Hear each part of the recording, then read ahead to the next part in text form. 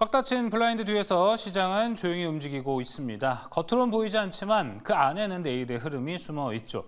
살짝 블라인드를 열면 감춰졌던 힌트들이 하나씩 나타납니다. 조용히 들여다보면 보이는 것들. 블라인드 속 내일장, 이제 그 숨겨진 이야기를 시작합니다. 블라인드 분을 함께할 분들 소개합니다. 주식회사 플래처, 김덕호 대표, 체크스탁 소재민 대표 나왔습니다. 어서 오세요. 자, 바로 소재민 대표가 준비한 종목 블라인드로 넘어가 보겠습니다. 블라인드 공개해 주시죠. 볼까요?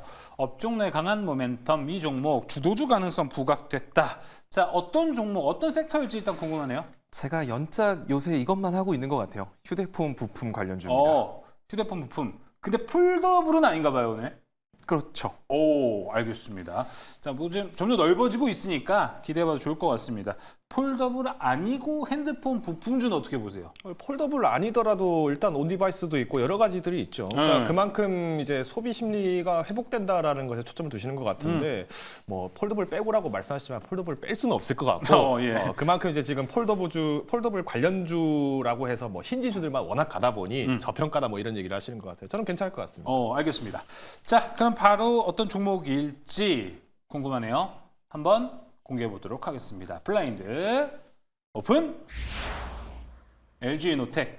이거 진짜 공교롭게 제가 요즘 저희 앞에 있는 코너에서 폴더블 얘기를 많이 하잖아요. 근데 저도 가만 생각해보니까 좀 생각이 드는 거예요. 근데 애플 폴더블이 저렇게 잘 팔리면 당연히 애플의 눈, LG이노텍 카메라도 잘 팔릴 텐데 라는 생각이 좀 들더라고요. 같은 의미입니까 좀? 비슷하기는 한데 조금 단순히 애플 하나만 국한돼서 보기에는 조금 어려울 것 같고요. 제가 지난주 월요일 날, 이번 월요일이죠. 이번 월요일 날 제가 BH를 여러분들한테 소개를 해드렸었고 화요일 날 많이 올라갔었거든요. 그렇죠. 지금 이게 휴대폰 부품 안에서 순환매가 돌고 있다라고 생각을 하시면 되는데 지금 결국엔 처음에 힌지로 시작을 해서 연성회로기판으로 넘어가고 연성회로기판에서 넘어갈 수 있는 게 이제 OLED 아니면 카메라 모듈 이쪽이거든요. 네. 근데 LG노텍 같은 경우가 카메라 모듈을 아무래도 전문적으로 제작을 하고 애플에 많이 납품을 하다 보니까 애플에 대한 매출 구성이 높은 건 맞아요. 뭐 그렇기 때문에 애플의 폴더블 폰이 나온다거나 했을 때 또 애플 판매량이 올라가면 LG이노텍의 실적이 좋아질 것이다. 이런 기대감만 가지고 계신 분들이 많은데 사실 지금 또 핫한 이슈 중에 하나는 테슬라의 자율주행 로보택시거든요. 테슬라의 자율주행에도 카메라가 굉장히 많이 들어갑니다. 자, 이것도 LG이노텍에서 납품을 하기 시작을 했기 때문에 사실 테슬라의 주가 상승, 자율주행 이슈가 형성된다라고 했을 때 LG이노텍 추가적인 실적 개선 기대해 볼 만하고요. 또 추가적으로 또 단순히 그냥 핸드폰 카메라 수준으로만 볼 게 아니라 앞으로 XR기라던가 스마트 글라스에 대한 얘기가 나왔을 때 증강현실 기술이라든지 뭐 3D 센싱 모듈 여기에 대한 기술력 같은 경우도 LG이노텍이 굉장히 세계적인 기술력으로 확보하고 있는 기업이기도 합니다. 다만 오늘 2분기 실적이 굉장히 나쁘게 나왔어요. 뭐 이런 부분에 대해서는 어느 정도 시장이 선반영되어 있기 때문에 오히려 내일 시초에 좀 흔들리는 모습을 보여준다라고 하더라도 이게 악재소로서 이제 3분기라던가 이럴 때 휴대폰 교체 수요가 늘어나고 애플에 대한 기대감 이런 것들이 충분히 작용할 수 있을 것 같고요.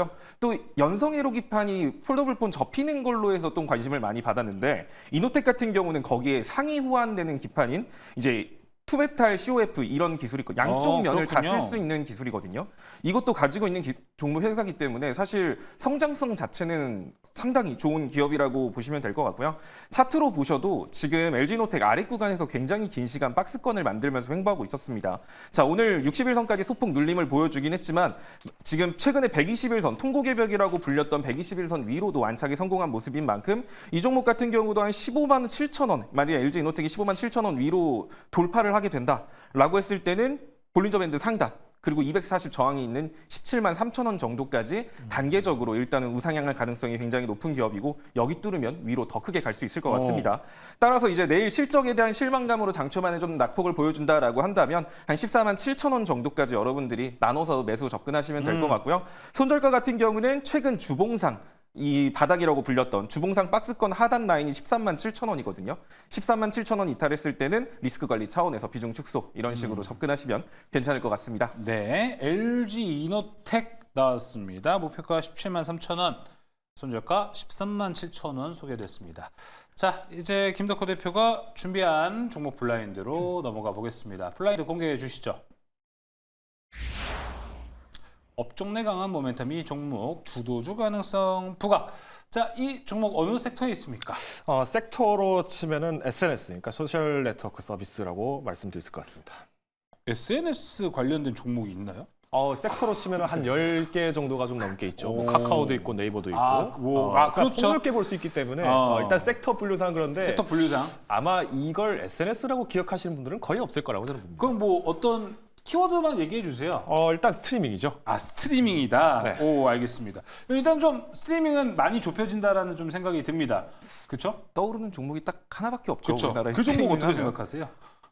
사실 아마 실적 때문에 가지고 오셨나? 사실 어떻게 보면은 저는 지금 시점에서 예를 들어서 뭐 온라인 플랫폼 법안 저번처럼 마케팅 쪽이라고 가지고 오셨다라고 하면은 마케팅 온라인 플랫폼 이 법안이 이제 연기되기 때문에 여기에 대한 수혜가 예상된다라고 하겠는데 그렇죠. 사실 스트리밍 같은 경우는 조금 지금 시점에서 실적 말고 볼 만한 게 있을까? 이런 근데 생각은 또 좀 듭니다. 광고도 플랫폼이다 보니까 또 가능하지 않을까 좀 생각이 드네요. 한번 많은 분들이 예상하실 것 같습니다. 네네. 종목 바로 공개해 보겠습니다. 블라인드 오픈.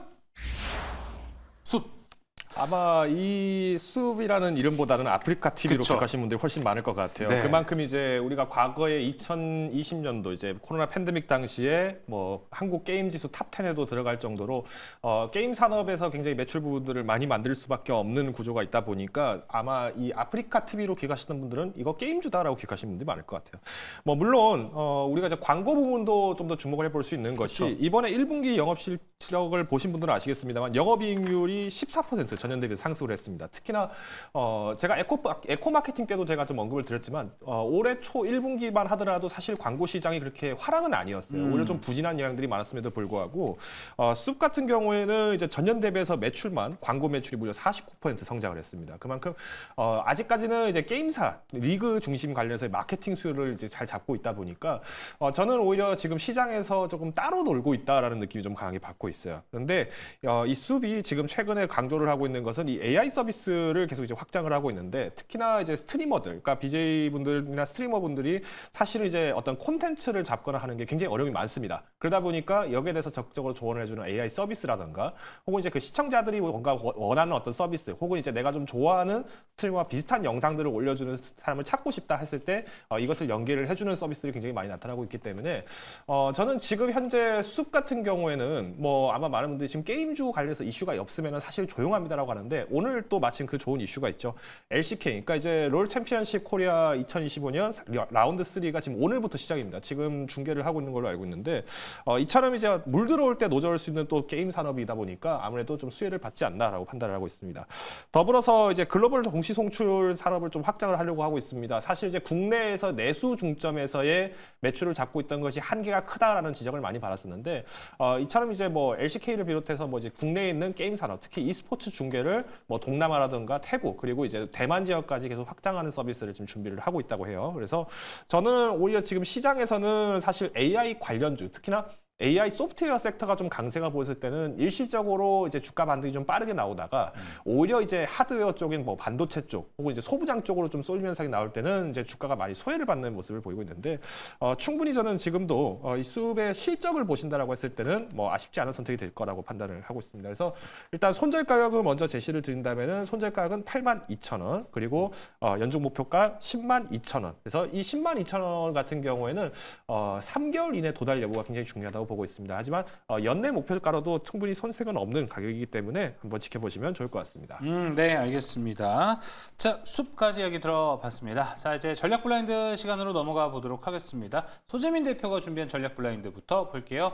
블라인드 공개해 주시죠. 시장 주도주를 포착할 투자 전략 바로 이거다. 많은 분들이 관세 때문에라도 이 전략 많이 궁금해하실 것 같습니다. 어떤 전략 갖고 왔는지 한번 살펴볼게요. 블라인드 오픈. 횡보 종목 공략.